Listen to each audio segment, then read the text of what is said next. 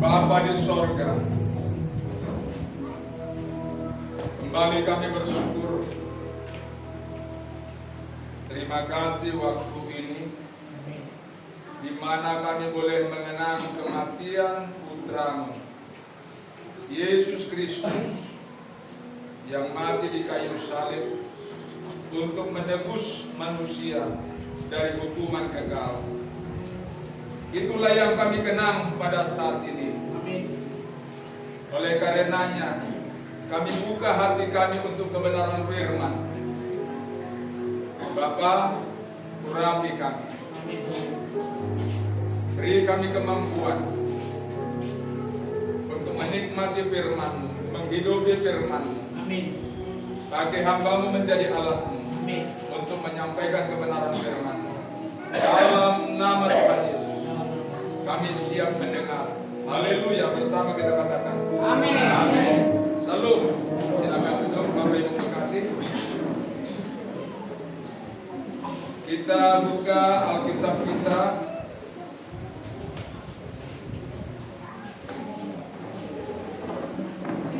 Yesaya pasal 52 ayat 13, lalu disambung Yesaya 53 sampai dengan ayat 12. Yesaya pasal 52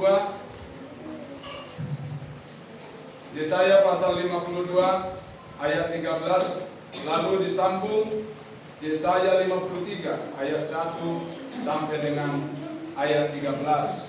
Kita akan membaca secara responsoria.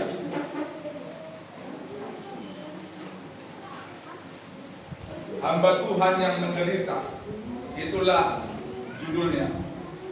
Sesungguhnya hambaku akan berhasil, ia akan ditinggikan, disanjung dan dimuliakan. Seperti mana orang akan tertegun melihat dia, begitu buruk rupanya, bukan seperti manusia lagi, dan tampaknya bukan seperti anak manusia lagi. Demikianlah ia akan membuat tercengang banyak bangsa. Raja-raja akan mengatupkan mulutnya melihat dia. Sebab apa yang tidak diceritakan kepada mereka akan mereka lihat, dan apa yang tidak mereka dengar akan mereka pahami. Siapa yang percaya kepada berita yang kami dengar, dan kepada siapa tangan kekuasaan Tuhan yang bertahan? Sebagai taruk ia tumbuh di hadapan Tuhan, dan sebagai tunas dari tanah kering ia tidak tampan, dan semaraknya pun tidak ada. Ia diremukkan oleh karena kejahatan kita, dan caranya mendapatkan keselamatan bagi kita ditimpakan kepadanya, dan oleh biur-biurnya kita menjadi sembuh. Kita sekalian sesat seperti domba, masing-masing kita mengambil jalannya sendiri, tetapi Tuhan telah menimpakan kepadanya kejahatan kita sekalian. Dia dianiaya, tetapi dia membiarkan diri kita, dan tidak memperurutnya, seperti anak domba yang dibawa ke pantaian, seperti induk domba yang diburu di depan orang-orang yang dibunuhnya. Dia tidak membukakannya. Sesudah penahanan dan penghukuman ia terambil, dan tentang nasibnya siapakah yang memikirkannya? Sungguh ia terputus dari negeri orang-orang hidup, dan karena pemberontakan umatku ia kena tulah. Orang yang mendapatkan kuburnya di antara orang fasik, dan dalam hatinya ia ada di antara penjahat-penjahat. Sekalipun ia tidak berbuat kekerasan, dan tipu tidak ada dalam hidupnya. Tetapi Tuhan berkehendak meremukkan dia dengan kesakitan. Apabila ia menyerahkan dirinya sebagai korban penebus salah, ia akan melihat keturunannya, umurnya akan lanjut, dan kehendak Tuhan akan terlaksana olehnya. Sesudah kesusahan ibadahnya, ia akan melihat terang dan menjadi awas, dan hamba itu sebagai orang yang benar akan membenarkan banyak orang oleh hikmatnya, dan kejahatan mereka tidak dihukum. Sebab itu aku akan membagikan kepadanya orang-orang besar sebagai rampasan, dan ia akan memperoleh orang-orang kuat sebagai jarahan, yaitu sebagai ganti karena ia telah menyerahkan nyawanya ke dalam maut. Dan karena ia terhitung di antara pemberontak-pemberontak, sekalipun ia menanggung dosa banyak orang dan berdoa untuk pemberontak-pemberontak. Berbahagialah kita yang mendengar, merenungkan, dan melakukan firman Allah dengan tekun dan setia. Amin. Bapak Ibu kekasih di dalam Kristus Yesus Tuhan, kita hari ini di dalam perayaan Jumat Agung ini mengenang kematian seseorang yang sangat penting bagi manusia, yaitu Allah sendiri yang bernujul turun dari sorga menjadi manusia. Hal itu termaktub di dalam Injil Yohanes pasal 1 ayat 1 sampai dengan ayat 14. Ada mulanya ialah firman. Firman itu bersama-sama dengan Allah, dan firman itu telah menjadi manusia, ada di antara kita. Itu menggambarkan Yesus, Tuhan yang menjadi manusia, firman yang menjadi manusia. Itulah yang kita rayakan hari ini. Seandainya Bapak Ibu, Yesus tidak mati di kayu salib, maka sia-sialah kita menjadi manusia. Karena tidak ada seorang pun yang dapat membebaskan dirinya dari hukuman kekal. Dan hal itu bermula ketika Adam dan Hawa jatuh ke dalam dosa sebagaimana yang termaktub di dalam Kejadian pasal 3, di mana Adam dan Hawa memakan buah pengetahuan baik dan buruk. Mereka memberontak kepada Allah, mereka memberontak kepada rencana Allah, dan Adam dan Hawa jatuh ke dalam dosa. Dan ketika Adam dan Hawa jatuh ke dalam dosa, Allah tidak serta-merta membiarkan manusia jatuh dalam dosa. Maka kita lihat misalnya dalam Kejadian pasal 3 di ayat 15, setelah manusia itu jatuh dan diperdaya oleh iblis, Allah berbicara di ayat 15 Kejadian pasal 3, aku akan mengadakan permusuhan antara engkau dan keturunan manusia ini. Keturunannya akan meremukkan kepalamu dan engkau akan meremukkan tumitnya. Itu berbicara tentang Yesus, tentang anak manusia, keturunan manusia. Allah menjadi manusia. Itu menggambarkan Yesus di kayu salib. Bapak Ibu kekasih dalam nama Tuhan Yesus Kristus, begitu manusia jatuh ke dalam dosa, yang tadinya Adam dan Hawa manusia, keturunannya akan hidup kekal, hidup selama-lamanya. Tidak ada kematian, tidak ada sakit penyakit, dan tidak ada penderitaan. Dan manusia melanggar rencana Allah, manusia keluar, berbelok dari rencana Allah, lebih mendengarkan apa yang disampaikan oleh iblis. Ketika ular itu berbicara tentang buah yang ada di tengah taman itu, ular berbicara, mengatakan kepada Adam dan kepada Hawa, apakah kata Allah tentang buah yang ada di tengah taman ini? Maka Hawa berbicara, mengatakan, kalau kami meraba, kami lihat, kami raba, kami makan, kami mati. Tapi iblis menipu dan mengatakan, tidak, kamu tidak akan mati, tapi kamu akan seperti Hawa.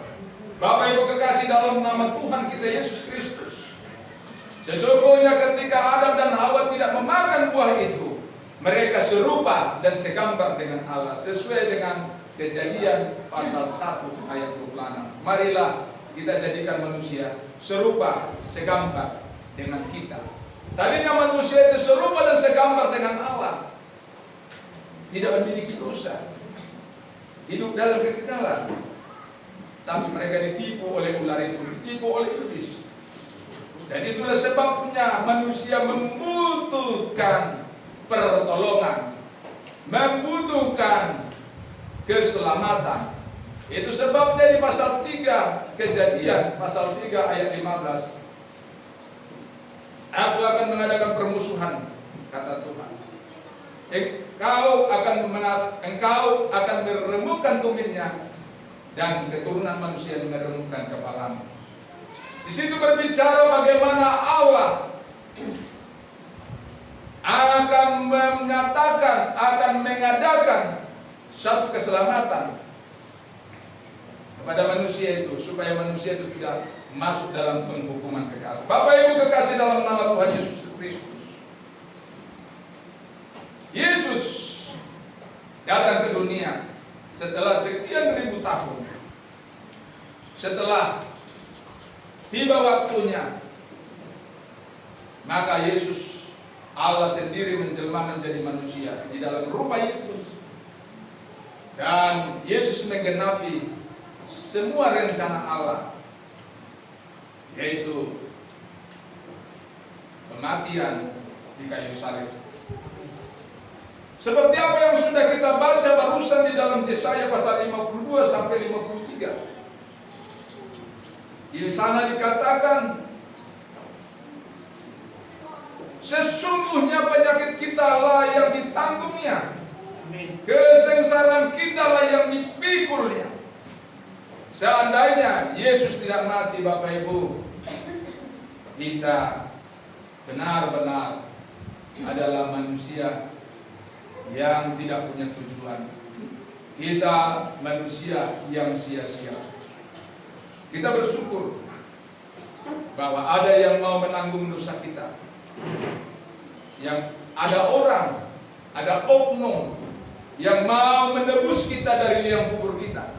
Itulah yang kita kenal hari ini. Yesus kita yang mati sengsara di kayu salib dalam penghakiman Pontius Pilatus.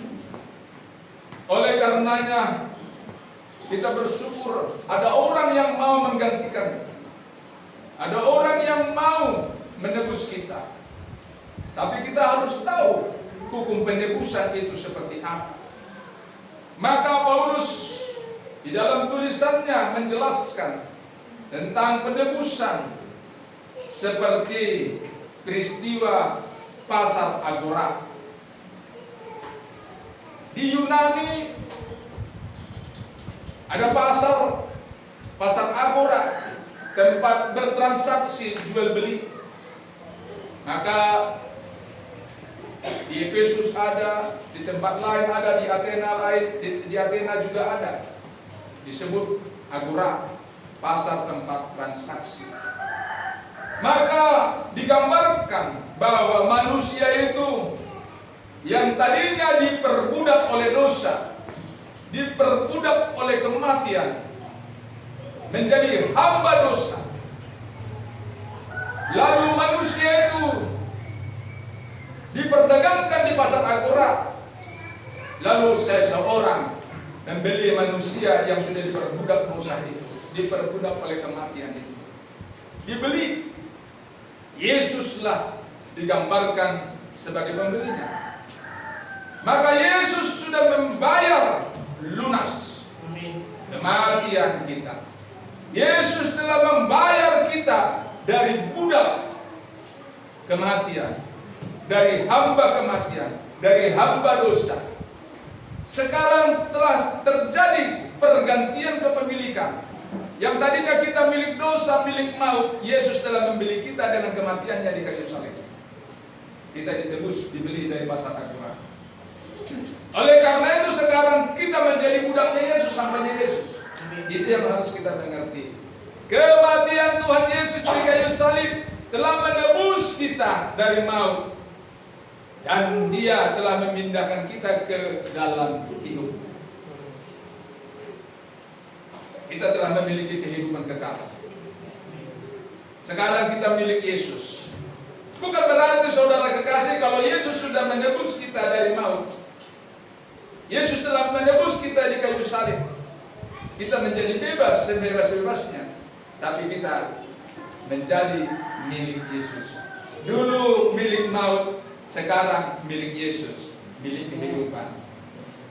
Karena itulah digambarkan dalam tulisan Paulus. Itu sebabnya ketika Yesus mati di kayu salib, kata-kata terakhir, tetelestai, sudah selesai. Seluruh masalah hidup manusia sudah selesai di kayu salib. Amin. Perbudakan, kematian, kesengsaraan, penderitaan telah diselesaikan oleh Yesus. Oleh karena itu tidak ada lagi orang-orang yang ditebus darah Tuhan Yesus layak menderita, layak mengalami masalah dan persoalan. Saudara dan saya sudah dibebaskan, sudah dimerdekakan. Di mana ada kemerdekaan, di situ ada. Di mana ada kebenaran, di situ ada kemerdekaan. Di mana ada roh Allah, di situ ada kemerdekaan. Saudara dan saya tidak hanya ditebus dari maut, tapi saudara dipulihkan, mengalami restitusi, mengalami pemulihan. Saudara dan saya dipulihkan. Kalau dulu manusia hidup kekal di bumi ini, saudara dan saya akan mendapatkan kehidupan kekal dalam kehidupan kekal kelak. Saudara harus bersyukur. Saudara tidak dituntut darah saudara. Saudara tidak dituntut untuk menebus dosa saudara. Tapi ada orang yang mau menebus. Ada yang mau menebusnya dengan darahnya, ada yang mau menebusnya dengan nyawanya, yaitu pribadi Yesus. Oleh karenanya saudara kekasih dalam nama Tuhan Yesus Kristus, kalau kita tadi sama-sama membaca dalam Yesaya pasal 53, begitu mengerikan kata-kata itu. Dikatakan sesungguhnya penyakit kita lah yang ditanggung, kesengsaraan kita lah yang dipikulnya. Begitu menggetarkan kata-kata itu. Ia tertikam karena pemberontakan kita. Ia diremukkan oleh kejahatan kita. Ganjaran yang mendatangkan keselamatan. Saudara dan saya adalah orang-orang yang diselamatkan. Saudara benar-benar diselamatkan. Tidak hanya di situ Bapak Ibu kekasih dalam nama Tuhan Yesus Kristus. Peristiwa ini peristiwa luar biasa. Belum pernah di muka bumi terjadi hal yang sedemikian. Kalau ada orang yang bisa mengubah kodok menjadi gajah, ada orang yang bisa mengubah semut menjadi kuda, itu hal yang luar biasa. Tapi itu tidak sebanding. Yesus telah mengubah saudara dan saya dari orang berdosa menjadi anak-anak Allah. Amin. Kematiannya di kayu salib telah mengubah status saudara dan saya. Saudara dan saya menjadi anak-anak Allah. Saudara dan saya memiliki warisan. Apa yang dimiliki Allah? Saudara menjadi ahli warisnya. Saya menjadi ahli warisnya. Apa yang dia punya menjadi milik kita. Saudara bukan hanya sampai berhenti di situ menjadi anak Allah. Segala kuasa Allah dapat saudara impartasikan, dapat saudara praktekkan, dapat saudara demonstrasikan. Allah memiliki kuasa supranatural. Saudara juga diberi kuasa supranatural. Sebagaimana tertulis di dalam Markus pasal 16. Tanda-tanda ini akan menyertai mereka. Ketika mereka mengusir setan, setan undur. Saudara diubah. Status saudara diubah. Saudara memiliki kuasa. Yang tadinya saudara dan saya diperdaya oleh iblis, sekarang saudara memiliki kuasa mengusir iblis. Tidak hanya sampai di situ, ketika mereka minum racun maut di batu ular, mereka tidak akan mati, tidak akan binasa. Ketika mereka menumpangkan tangan atas orang sakit sembuh. Saudara mengalami restitusi, mengalami perubahan, mengalami pemulihan. Tadinya saudara dan saya adalah orang-orang berdosa, telah diubah menjadi anak-anak Allah. Tidak ada yang sedahsyat Yesus, tidak ada sedahsyat kematian Yesus telah mengubah segala sesuatunya. Tidak lebih hebat kalau ada orang bisa mengubah kodok menjadi gajah, mengubah semut menjadi kuda. Yesus lebih hebat, telah mengubah saudara dan saya menjadi anak-anak. Amin. Oleh karenanya saudara kekasih dalam nama Tuhan Yesus Kristus, segala kutuk yang ditimpakan oleh Allah kepada manusia, kepada Adam dan Hawa, telah dicabut sampai ke akar-akarnya. Amin. Allah berkata kepada Adam, karena engkau mendengarkan perempuan itu, mendengarkan istrimu, akan kubuat engkau susah dalam mencari rezeki. Tak akan menumbuhkan onak duri, dan dari situlah engkau makan. Kepada wanita itu, perempuan itu, kepada Hawa, karena engkau mendengarkan ular itu, akan kubuat susah payahmu mengandung dan melahirkan. Semua itu sudah dicabut Tuhan Yesus di kayu salib. Amin. Jadi tidak pantas, tidak layak orang-orang Kristen susah payah dalam mencari rezeki. Jadi hidup kita bukan dari rezeki, hidup kita dari berkat. Hidup kita dari pertolongan Tuhan. Amin. Hidup kita dari anugerah. Bahkan bukan hanya masalah makan minum yang diperhatikan oleh Tuhan, tapi Tuhan memberikan anugerah yang luar biasa. Dan tidak layak lagi perempuan melahirkan susah payah, mengandung susah payah. Semua perempuan yang menerima Yesus menjadi Tuhan dan Juru Selamatnya secara pribadi harus mengatakan, aku tolak susah payah mengandung dan melahirkan, karena Yesus sudah menebus aku. Amin. Dalam nama Yesus, mulai sekarang aku melahirkan, mengandung, semuanya baik-baik saja. Amin. Harus begitu. Begitu juga laki-laki. Kutuk yang ditimpakan oleh Allah, susah payah dalam mencari rezeki, kutolak dalam nama Yesus. Karena aku sudah milik Yesus. Amin. Semua milik Allah menjadi milik. Amin. Bukan hanya itu, Allah mau melengkapi kita dalam segala perkara, selengkap senjata Allah. Kuasanya diberikan. Tidak cukup hanya dalam menebus manusia dari dosa, tapi manusia itu sekali lagi mengalami restitusi, mengalami pemulihan.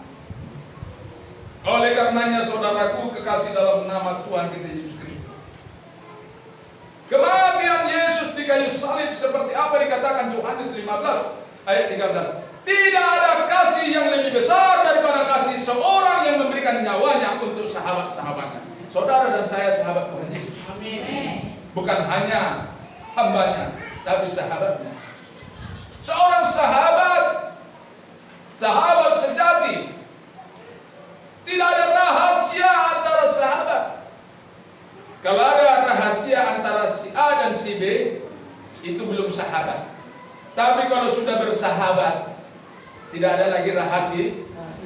Allah dengan kita tidak ada lagi rahasia. Amin. Antara kita dengan Yesus tidak ada lagi rahasia. Itu sebabnya orang-orang percaya, orang-orang tebusan Yesus adalah orang-orang paling beruntung. Karena tidak ada lagi rahasia. Oleh karenanya Bapak Ibu kekasih dalam nama Tuhan Yesus Kristus, tidak layak, tidak pantas lagi kalau orang mengatakan itu rahasia Tuhan, itu rahasia ilahi. Sebab dikatakan kita adalah sahabat, tidak ada lagi rahasia. Oleh karenanya Bapak Ibu kekasih dalam nama Tuhan Yesus Kristus, kematian Yesus di kayu salib yang kita kenang hari ini adalah peristiwa atau momentum yang luar biasa. Oleh karena itu camkan, kematian Tuhan Yesus telah memulihkan seluruh aspek kehidupan. Amin. Telah memulihkan seluruh aspek kehidupan kita. Sakit, tinggal percaya. Oleh bilur-bilurnya disembuhkan.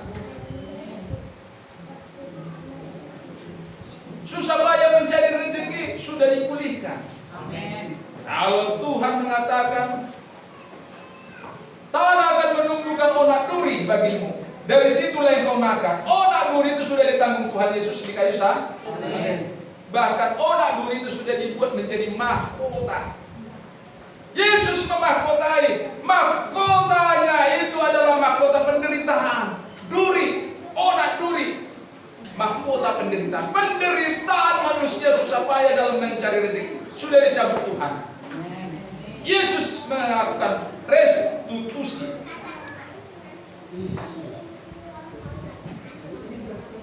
Oleh karenanya saudara dan saya adalah orang-orang yang luar biasa. Amin. Jadi bukan hanya sekedar hari ini kematian Tuhan Yesus membuat kita sedih. Tidak. Sedih tapi bahagia. Ada orang yang mau mati untuk kita. Amin. Ada orang yang mau menebus kita dari pelanggaran kita. Ada orang yang mau menebus kehidupan kita. Ada yang mau memulihkan kehidupan kita. Jadi oleh karena itu Bapak Ibu kasih dalam nama Tuhan Yesus Kristus, saudara dan saya adalah orang-orang yang paling berbahagia. Orang yang sadar bahwa Yesus membawa restitusi, Yesus membawa perubahan, Yesus melakukan perombakan. Tidak lagi peraturan. Kalau dulu orang Israel dalam perjanjian lama semua diatur, keselamatannya diatur, keselamatannya harus ditebus dengan seekor domba, dosanya harus ditebus dengan seekor anak domba. Tapi Yesus mati di kayu salib sekali untuk selama-lamanya. Amin. Oleh karena itu, saudara kasih dalam nama Tuhan Yesus Kristus, biarlah kematian Tuhan Yesus di kayu salib tidak menjadi sia-sia. Amin. Jangan ada yang menyia-nyiakan, jangan ada yang menganggap enteng. Tapi ini adalah peristiwa yang luar biasa, peristiwa hebat sekali untuk selama-lamanya. Berbahagialah orang yang sadar bahwa dosanya telah ditanggung. Berbahagialah orang yang sadar bahwa pelanggarannya telah diampuni. Berbahagialah orang yang sadar bahwa Yesus telah menjadi sahabat. Oleh karena itu Bapak Ibu kekasih dalam nama Tuhan Yesus Kristus, kita adalah orang bahagia. Jangan ada lagi orang, jangan ada lagi kita yang merasa hidup ini penderitaan. Sebab penderitaan kita sudah ditanggung. Dan tidak ada lagi orang Kristen yang layak menderita, terkecuali menderita karena dosa, menderita karena pelanggaran sendiri. Oleh karena itu jangan ada yang melakukan pelanggaran, jangan ada yang melakukan dosa. Hiduplah di dalam rencana Allah. Ini penebusan Tuhan Yesus di kayu salib adalah rencana awal, dan selanjutnya kita serahkan hidup kita dalam pimpinan Roh Kudus. Tidak sampai hanya di situ. Yesus menyelamatkan kita setelah Yesus naik ke surga meninggalkan murid-murid. Ia mengutus Rohnya untuk menginsafkan manusia dari dosa, menginsafkan manusia dari pelanggaran. Oleh karena itu Bapak Ibu kekasih dalam nama Tuhan Yesus Kristus, mari kita dipimpin oleh Roh Allah supaya kita insaf bahwa kita melakukan dosa atau tidak. Kalau tidak ada Roh Allah, tidak ada yang mengingatkan bahwa kita sudah menyimpang ke kanan dan ke kiri. Oleh karenanya itu nanti akan kita bicarakan dalam peristiwa berikutnya, yaitu peristiwa Pentakosta. Bapak Ibu kekasih dalam nama Tuhan Yesus, barangkali inilah yang saya sampaikan kepada kita. Sekali lagi Bapak Ibu dan saya adalah orang yang paling bahagia karena Yesus membawa restitusi, membawa perubahan, membawa pemulihan. Dan tadinya kita layak dihukum, tadinya kita harus mati karena pelanggaran kita, oleh karena pelanggaran Adam dan Hawa. Tapi Yesus telah menebus kita. Sekali lagi dikatakan demikian. Karena ia tertikam karena pemberontakan kita, ia diremukkan oleh karena kejahatan kita. Ganjaran yang mendatangkan keselamatan. Ganjaran yang mendatangkan keselamatan saudara dan saya adalah orang-orang yang diselamatkan. Oleh karenanya, mari tetap setia, mari tetap sungguh-sungguh menantikan keselamatan berikutnya. Yesus datang dalam peristiwa awan-awan, yaitu peristiwa rapture. Mari berjaga-jaga saudaraku. Jaga hati kita, jaga pikiran kita, jaga mulut kita, jaga mata kita, jaga telinga kita, jaga pikiran kita, jaga hati kita. Sebab dari sana datangnya kejahatan. Oleh karena itu, Tuhan menolong, Tuhan memberkati kita. Amin. Mari kita berdoa. Bapa di surga, terima kasih hamba-Mu telah selesai menyampaikan kebenaran firman-Mu. Hari ini kami mengenang kematian-Mu, Tuhan Yesus yang sudah mati untuk kami. Tuhan, terima kasih sudah menebus kami dari kematian. Karena pelanggaran kami, karena dosa kami, Tuhan. Engkau, Tuhan, disalibkan. Penderitaan yang sungguh, Tuhan. Engkau dipermalukan. Engkau dicaci maki. Engkau diludahi. Engkau, Tuhan, dicambuk. Sehingga, Tuhan, rupa-Mu tidak lagi seperti rupa manusia. Terima kasih, Tuhan Yesus sudah menderita untuk kami. Terima kasih, Tuhan. Terima kasih, Bapa, telah memberikan Yesus kepada kami. Amin. Menggantikan kami dari dosa-dosa kami, dari pelanggaran kami. Tuhan, Yesus mati telah memulihkan hidup kami. Tak ada syukur yang lebih indah yang dapat kami ucapkan selain terima kasih, Tuhan Yesus. Terima kasih Tuhan. Terima kasih, Bapak. Dalam nama Yesus kami